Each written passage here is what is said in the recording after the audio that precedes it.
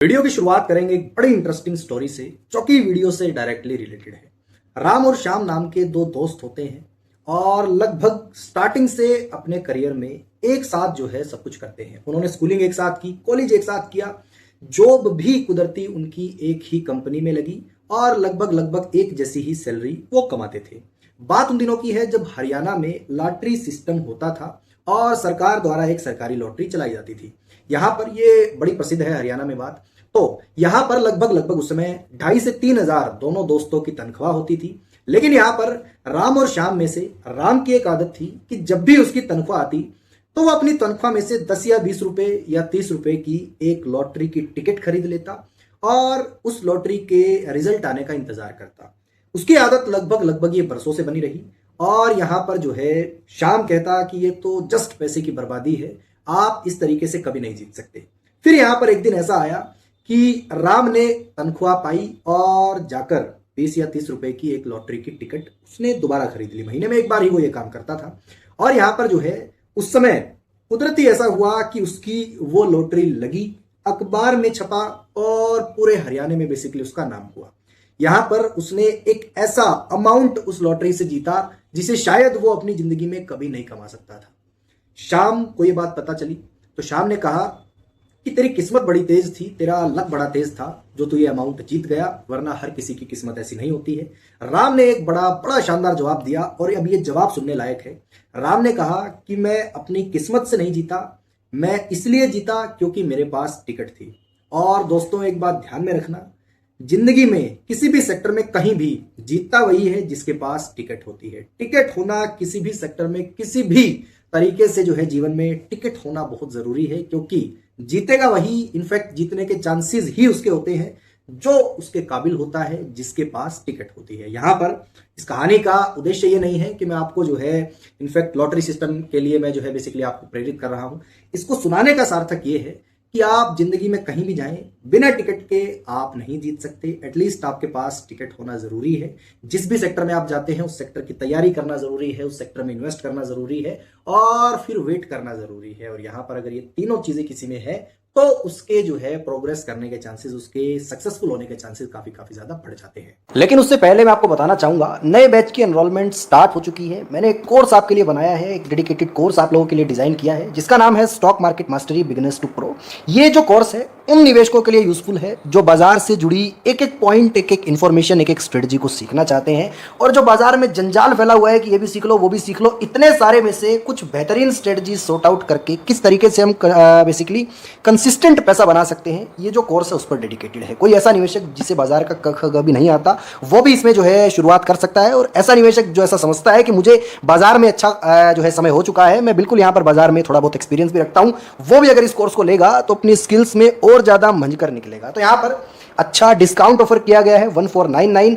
और अगेन कुछ अनाउंसमेंट मैं करना चाहूंगा। बेसिकली इस कोर्स के अंदर जो भी एनरोल करता है, अगर स्पेसिफिक किसी भी रीजन से, कोई रीजन उससे पूछा नहीं जाएगा, उसे ऐसा लगता है कि मैं इस कोर्स के लिए अपने आप को एलिजिबल या यूजफुल नहीं मानता, पेमेंट करने के बाद भी आपको लगता है कि मुझे इस कोर्स से कोई हेल्प नहीं मिली, विदाउट एनी क्वेश्चन आस्किंग आपका पूरा का पूरा पैसा रिफंड कर दिया जाएगा। सो बेसिकली जो है विदाउट एनी हेजिटेशन आप इस कोर्स को ले सकते हैं। तो बिल्कुल दोस्तों, लिंक डिस्क्रिप्शन में दिया है, पिन कमेंट में आपको मिल जाएगा। कंजूसी करने की जरा भी जरूरत नहीं है, जस्ट 1499 ये बहुत ही रीजनेबल अमाउंट है। यही कोर्स आपको 20,000, 25,000, 30,000, इनफैक्ट ऑफलाइन क्लासेस में तो 50,000 हजार में बेचा जा रहा है। और मैं ये यकीन दिलाता हूं कि अगर आपने कोई ऑफलाइन इतना महंगा कोर्स लिया होगा, अगर उससे प्लस ये कोर्स आपको ना मिले तो अगेन आपका जो पैसा है बिल्कुल विदाउट एनी क्वेश्चन आस्क आपको रिफंड कर दिया जाएगा। तो बिल्कुल यहाँ पर कंजूसी ना करते हुए सीखने की शुरुआत करें, क्योंकि पैसा कमाने की शुरुआत का सबसे पहला कदम सीखना ही होता है। ये अपने टॉपिक पर वापस लौटते हैं और इस लिस्ट में ऐसी कंपनीज का डिस्कशन शुरू करते हैं जिन्हें अगर लंबे अवधि तक होल्ड किया जाए, लगभग अगर किसी निवेशक का लॉन्ग टर्म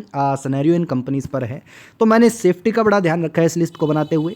इसी के साथ मैंने यहाँ पर मार्केट प्रेजेंस का काफ़ी ध्यान रखा है, बिजनेस वर्टिकल्स का ध्यान रखते हुए मैंने लीडरशिप कंपनीज को चुना है, और इसी के साथ मैंने सबसे ज़्यादा फोकस किया है हेफ्टी ग्रोथ पर, हैवी ग्रोथ पर, मैसिव ग्रोथ पर। तो यहाँ पर चलिए इस लिस्ट की शुरुआत करेंगे। इस लिस्ट के अंदर मैंने यहाँ पर जो है सबसे पहले मार्केट लीडर कंपनीज का चुनाव किया है। ऐसी कंपनीज जिनका ज़्यादातर सेक्टर्स में दबदबा है अपने ओवरऑल जो है मार्केट में, और इसी के साथ ये दबदबा पिछले 5 से 6 सालों से कायम भी है। इसी के साथ दूसरा पॉइंट मैंने ध्यान रखा है कि इन कंपनीज़ की जो लास्ट 5 ईयर्स की लास्ट 5 ईयर्स की जो सेल्स ग्रोथ है वो यहाँ पर बहुत बहुत एक्सेसिव होनी चाहिए, यानी कि लगभग आप ये समझिएगा कि 35% या 30% से ज़्यादा की कंपाउंडिंग स्पीड होनी चाहिए उनकी सेल्स में। ये मैंने यहाँ पर इस ओवरऑल लिस्ट को बनाते हुए ध्यान रखा है। और तीसरा ये ध्यान रखा है कि उनकी मैनेजमेंट काफ़ी ज़्यादा रेप्यूटेड हो और एक अच्छा ट्रैक रिकॉर्ड बाजार में उन कंपनीज़ का मौजूद हो। शुरुआत कर देते हैं टाटा ग्रुप की एक बड़ी ही दिग्गज कंपनी से, जिसका नाम है ट्रेंट लिमिटेड, जो कि मोस्ट प्रोबेबली फ़िलहाल जो है अच्छे फेस में नहीं चल रही है, कंसोलिडेशन के फेस में चल रही है। लेकिन हमारा ध्यान यहाँ पर जो है, हमारा फोकस है लॉन्ग टर्म ग्रोथ पर, तो उसके लिए ये बड़ा राइट कैंडिडेट है। इसका एक कारण है, यहाँ पर कंपनी की जो ग्रोथ लगभग पिछले 5 से 3 सालों से रही है वो बहुत हैवी ग्रोथ रही है। और इस प्रकार की ग्रोथ अगर किसी स्पेसिफिक कंपनी की आ जाती है तो वो वैसे ही यहाँ पर बाजार में वारे न्यारे करने के लिए सबसे अलग थलग होगी। क्योंकि यहाँ पर देखिएगा, जिस कंपनी का रेवेन्यू 4400 करोड़ था मात्र 2022 में, वो आज 20,000 करोड़ पर खड़ी है। आप समझिएगा कि कितने टाइम मल्टीफोल्ड इसने जो है अपने रेवेन्यू को किया है। अब एकदम से रेवेन्यू का इतना बढ़ जाना ये आसान काम नहीं होता, एकदम से रेवेन्यू को इतना बढ़ा देना ये भी आसान काम नहीं होता। इसके पीछे इनकी मार्केट स्ट्रेटजीज़ और टेक्निक्स का बहुत बड़ा रोल है। इन्होंने एक बिल्कुल जनरल मिडिल क्लास को भी मॉल में शॉपिंग करने के लिए मजबूर कर दिया है। ऐसे जो है सारा इंफ्रास्ट्रक्चर रेडी कर दिया है। ट्रेंट नाम से इनका जो है ब्रांड है, ज़ूडियो नाम से बेसिकली इनका ब्रांड है। तो मल्टीपल स्ट्रेटजीज़ के तहत ये सारी चीज़ें आगे चलेंगी और आपको जो है एक मैसिव ग्रोथ ट्रेंट लिमिटेड के अंदर कॉन्टिन्यूस बेसिस पर देखने को मिल सकती है। दूसरा राइट कैंडिडेट इस लिस्ट में है वरुण बेवरेजेस लिमिटेड।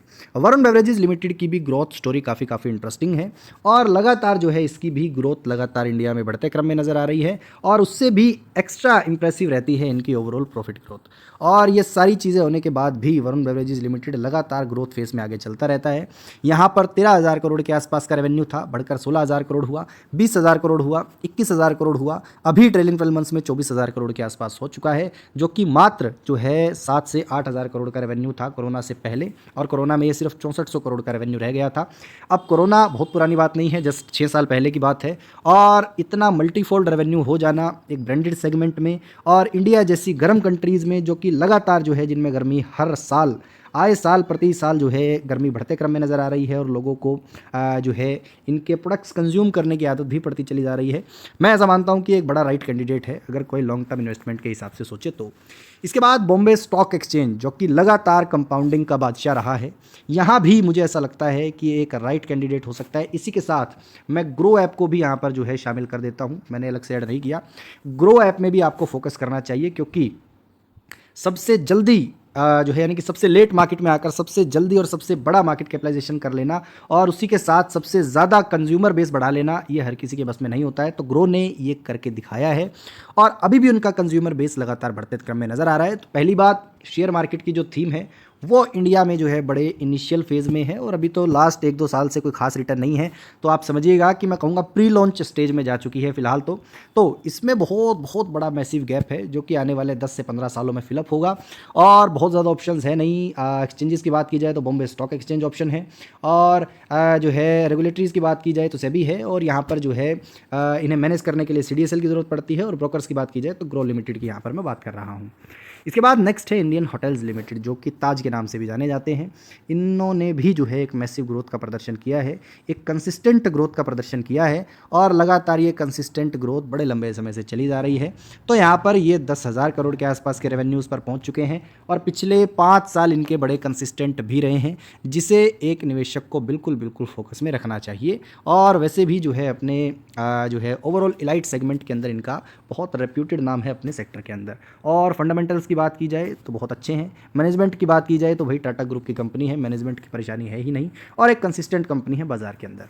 इसके बाद नेक्स्ट है डिक्सन टेक्नोलॉजीज़ लिमिटेड, जिसकी ग्रोथ स्टोरी को हम ज़्यादा नहीं तो लगभग पिछले 10 सालों से तो कॉन्टीन्यूस देखते आ रही है और देखे भी क्यों ना, क्योंकि यहाँ पर इंडिया में मैन्युफैक्चरिंग कैपेबिलिटीज़ बढ़ रही हैं और उसके अंदर जो है सबसे बड़ा मार्केट शेयर फर्दर सेक्टर्स में, फर्दर जो है इंडस्ट्रीज़ में जिसमें भी ये कार्यरत है उसमें डिक्सन टेक्नोलॉजीज़ का ही देखने को मिलता है। और आप इन नंबर्स पे एक बार गौर करो, आप इनका स्केल गौर जो है फरमा पाएंगे कि कितने मैसिव स्केल पर ये काम करते हुए नजर आ रहे हैं। कंपनी ने पिछले 10 सालों से 43% की कंपाउंडिंग को फॉलो किया है एज इन सेल्स ग्रोथ, 50% की जो है कंपाउंडिंग को पिछले 5 सालों में फॉलो किया है, 60% की कंपाउंडिंग को पिछले 3 सालों में, अभी ट्रेलिंग 12 मंथ्स के आंकड़े भी जो है 14% ग्रोथ में नज़र आ रहे हैं। सेम कहानी आपको प्रॉफिट ग्रोथ में देखने को मिल जाएगी और जब ये दोनों चीज़ें आ जाती हैं, company highest ever return on equity पर ट्रेड कर रही होती है तो रिटर्न वगैरह की चिंता करनी नहीं चाहिए, वो अपने आप पीछे पीछे जो है आ ही जाते हैं। इसके बाद policybazaar.com, अब इसने मार्केट शेयर कैप्चर करने में बड़ी तेज़ी दिखाई और यहाँ पर जो है एक मैसिव स्केल पर इन्होंने अपने सेल्स को बूस्ट किया। पहला फोकस इनका हमेशा से सेल्स पर ही था और जैसे जैसे ये अपने बिजनेस को स्केल करते चले जाएंगे, ये जो है लगभग 2023 की जो है मैनेजमेंट की ओवरऑल वक्तव्य मैं आप लोगों के साथ शेयर कर रहा हूँ। उस समय इनका कहना था कि जैसे जैसे हम अपने बिजनेस को स्केल करेंगे, यहाँ पर लगातार हम अपनी प्रॉफिटेबिलिटी को भी कैप्चर करने में सक्षम हो पाएंगे और फिलहाल कंपनी जो है फिलहाल प्रॉफिटेबल हो चुकी है। और आप देख सकते हैं कि इससे पहले ये एक जस्ट नेगेटिव साइन वाली कंपनी थी, यहाँ पर इन्होंने जो है -5% पर अपने मार्जिन्स को लेकर के आया, फिर धीरे धीरे 2% पर अपने मार्जिन्स को लेकर गए, अभी 7% के मार्जिन्स पर ये ट्रेड कर रहे हैं। और आज समझ सकते हैं कि 64 करोड़ का पॉजिटिव प्रॉफिट करने के बाद जस्ट स्पैन ऑफ 2 ईयर्स इन्होंने जो है इसको 10 टाइम्स कर दिया है और ये लगभग अपने मार्जिन्स को 10 to 15 टाइम्स तक भी जो है स्केल अप करने में कामयाब रहेंगे अगर इसी प्रकार से ये स्पेसिफिक कंपनी चलती रही। इसके बाद नेक्स्ट है शैलेट होटल्स, जिनका भी जो स्केल है वो काफ़ी इंप्रेसिव है और एक अच्छी कंपनी है। बहुत छोटी एंटिटी से हमें जो है ये कंपनी याद है, आज तो लगभग 17 से 18 हज़ार करोड़ के मार्केट कैपिटलाइजेशन पर ये कंपनी पहुंच चुकी है। लगातार ये स्पेसिफिक कंपनी के आंकड़े भी हमेशा से ही मैं अच्छे आते देख रहा हूं और लगातार ये जिस हिसाब से अपने रेवेन्यूज़ को बढ़ाते हैं और उसके बाद जिस हिसाब से उसे कंपाउंड करके लगातार जो है प्रॉफिटेबिलिटी भी बना रहे हैं, वो अपने आप में एक बहुत बेहतरीन चीज़ है किसी भी सेक्टर किसी भी कंपनी के लिए। फिलहाल ट्रेलिंग 12 मंथ्स में भी इन्होंने जो है लगभग 88% की प्रॉफिट ग्रोथ पोस्ट की है, जो कि एक बड़ी शानदार बात है। इसके बाद नेक्स्ट कंपनी है पीजी इलेक्ट्रोप्लास्ट लिमिटेड। बहुत सारी कंपनी जो कंज्यूमर ड्यूरेबल्स की हैं, कंज्यूमर इलेक्ट्रॉनिक्स की हैं, उसका जो बेसिकली प्लास्टिक मोल्ड्स हैं वो बहुत सारी कंपनीज़ का जो है मैं कहूँगा 80% कंपनीज़ का जो मोल्ड्स वो बनाती है वो पीजी इलेक्ट्रोप्लास्ट ही बनाती है। तो जैसे जैसे इन कंपनीज़ का ओवरऑल डिमांड या रोड मैप बढ़ेगा, ये अपने आप जो है डिक्सन की तरह जो है आगे बढ़ती चली जाएगी, तो इसे भी स्टडी करना बेहद ज़रूरी है। इसके बाद डूम्स इंडस्ट्रीज़ और यहाँ पर जो है ये भी अपने सेक्टर की सबसे मार्केट लीडर कंपनी है और लगातार बेसिकली जो है स्टेशनरी में अपना दबदबा बड़े जो है दशकों से बनाए हुए हैं। इनफैक्ट जब हम भी पढ़ते थे, जब भी डूम्स की जो पेंसिल्स थी वो सबसे एलीट पेंसिल मानी जाती थी और आज भी ये कंपनी की एक अलग ही पहचान है, जो कि इनके नंबर्स में भी हमें सीधा सीधा फ्लैट तौर पर दिखाई देती है। इसके बाद नेक्स्ट है सफारी इंडस्ट्रीज़ लिमिटेड, फिर है Yatharth hospitals and trauma centres limited. अब लास्ट में मैं एक अच्छी बात आपको ये बताना चाहूँगा, ये जो भी कंपनीज़ हैं, जितनी भी कंपनीज़ हैं, इन कंपनीज़ को या तो आपने 200 डे डीएमए, जो कि अभी फ़िलहाल जो है इस वीडियो देखने के बाद इन फोकस रखेंगे, या तो इन्हें ख़रीदना है 200 डे डीएमए के नीचे या लास्ट 5 ईयर्स के जो प्राइस टू अर्निंग रेशियो का मीडियन है उस मीडियन के नीचे या उस मीडियन के आसपास, या फिर इनका जो शेयर प्राइस है वो लगभग 20-30-40% से गिरावट में हो। तो ये 3 पॉइंट्स अगर ये फुलफ़िल कर पाएँ तब ही इन कंपनीज़ या इनमें से कोई एक को भी फुलफ़िल कर दें, तब आप इन कंपनीज़ में ज़रा अपनी नज़रें बना सकते हैं। वरना एजुकेशनल पॉइंट ऑफ व्यू से इन कंपनीज़ को स्टडी करें और ख़रीदने का समय हमेशा नहीं होता है, ये साल में 2, 4, 5 मौके ही आते हैं, तो उन मौक़ों पे आप इन्हें ख़रीदें तो वो ज़्यादा बेटर रहेगा और उसमें ज़्यादा गुंजाइश रहेगी कि आप ज़्यादा अच्छे प्रॉफिट्स कमा पाएँ।